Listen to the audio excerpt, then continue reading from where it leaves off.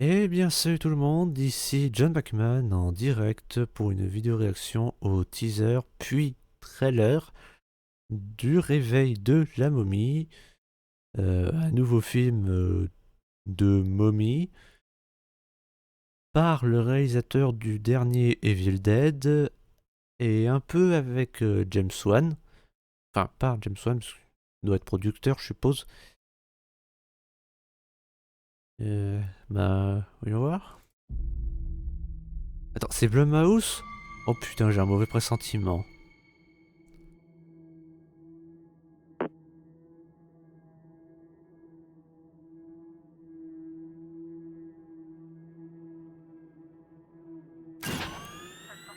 Ah, vous avez vu ses ongles?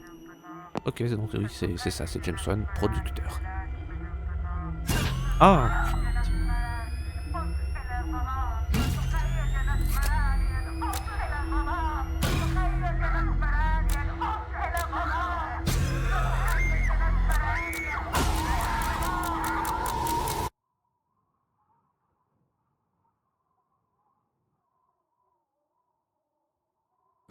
hmm. Putain, mais je sursaute pour des flashs.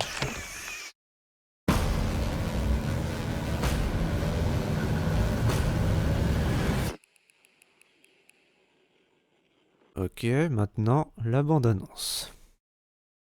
Je peux avoir 2 parts de pizza? Non. Bien sûr, chérie. Non, tu finis jamais ta deuxième part. Allô, monsieur et madame Cannon. Je suis chargé d'affaires à l'ambassade des États-Unis. On a retrouvé votre fille Cathy. Elle est en vie.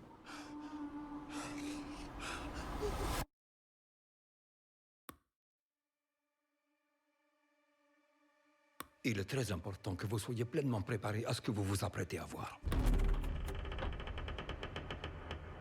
Pas de gestes brusques. Ni de bruit fort. Salut, mon papillon. Pourquoi il a fait des bouts de crocodile? Papa et maman. On est là, chérie.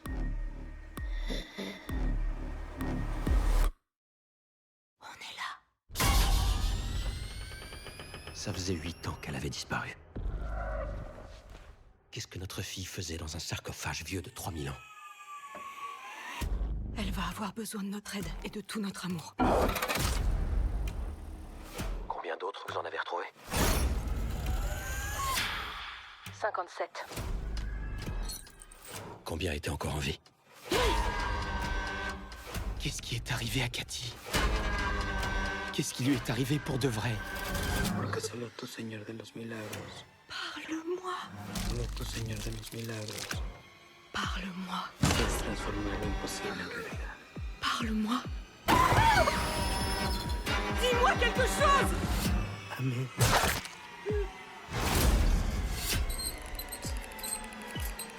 Dis quelque chose. Ne t'en fais pas, Abuela. C'est sympa d'être mort, tu verras.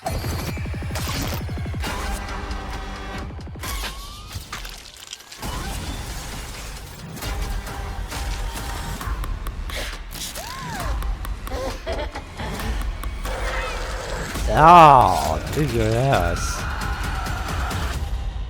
Je veux retrouver ma fille.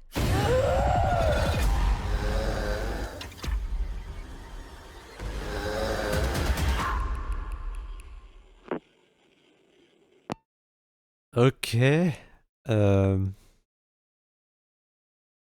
Juste pour le moment où il y a un mec ou une meuf qui se fait vomir un liquide noir dans la bouche. Et quand la meuf qui est possédée par la créature, elle dit t'inquiète, tu vas voir, c'est sympa d'être mort. Ouais, ça se voit que le mec qui fait ça, il a fait du Evil Dead. J'ai peut-être parlé trop vite par contre, j'ai dit que Blumhouse, c'est... Voilà, quand j'ai vu Blumhouse, j'ai un mauvais pressentiment parce que j'en ai déjà parlé dans de précédentes vidéos. Le problème de Blumhouse, c'est qu'ils font que des films d'horreur à petit budget. Et bon, autant vous dire qu'un film comme ça, en mérite plus du budget. Et on dirait bien que, ouais, ils en ont mis plus du budget. Par contre, c'est pas à ça que je m'attends dans un film de momie. Alors oui, je sais que voilà, oui, on n'est pas dans le cliché du mort-vivant recouvert de bandages. Parce qu'une momie, ça va beaucoup plus loin que ça. C'est des morts-vivants maudits qui ont toujours leur conscience. Mais là, je suis pas sûr qu'une momie reste recroquevillée dans son coin à ne rien dire, à pas dire un seul mot, à faire juste des bruits chelous, genre. Et,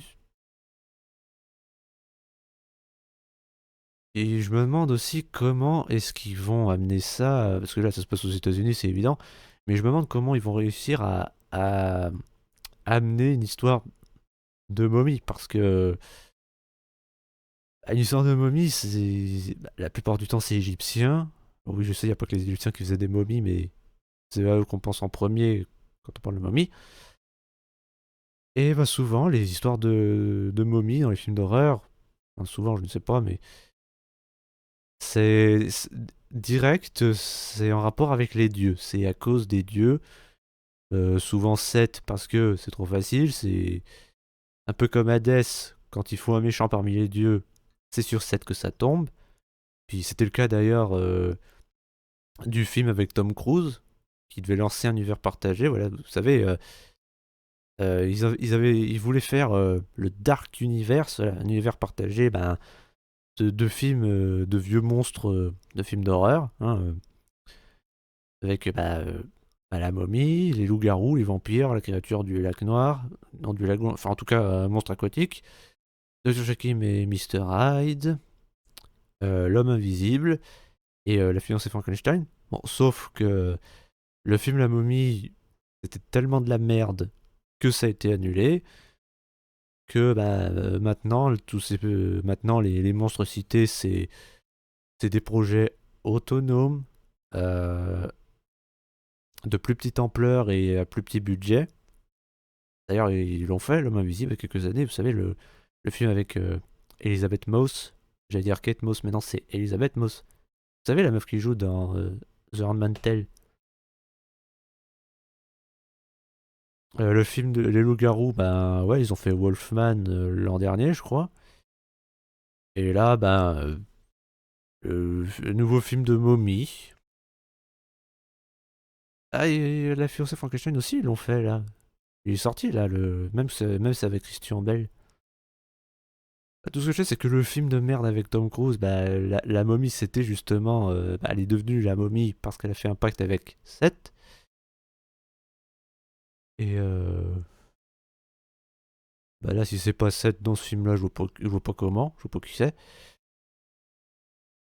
Et en ce qui me concerne, la dernière fois que j'ai vu un film d'horreur qui se passe. Enfin, la seule fois plutôt, parce que je ne sais pas si le film La momie avec Brendan Fraser, ça compte pour un film d'horreur. J'ai pas beaucoup vu d'ailleurs non plus celui-là. Tout ce que je sais, c'est que dans le 2, il a un fils, qu'il y a The Rock en image de synthèse moche, qui se transforme en centaure scorpion même, et que ma mère déteste ce film. Pourquoi? Je sais pas, allez savoir. Mais moi perso, la dernière fois que j'ai... Enfin, la seule fois que j'ai vu un film d'horreur égyptien, c'était Pyramide. Oui, c'est ça, ça s'appelle Pyramide, et même que je crois que c'est un Français qui est le réalisateur. Plus ou moins en fan footage, je dis plus ou moins parce que c'était du fan footage un plan sur deux. Et sauf que c'était pas un film de momie, non, parce que le monstre c'était pas une momie, c'était Anubis. Et même il y avait un mec doublé par Richard Darbois dedans. Bref, dites-moi ce que vous en pensez dans les commentaires. N'hésitez pas à liker, vous abonner et partager cette vidéo si ce n'est pas déjà fait, même si je sais que vous ne le ferez pas. C'était The McMahon. Tchuss.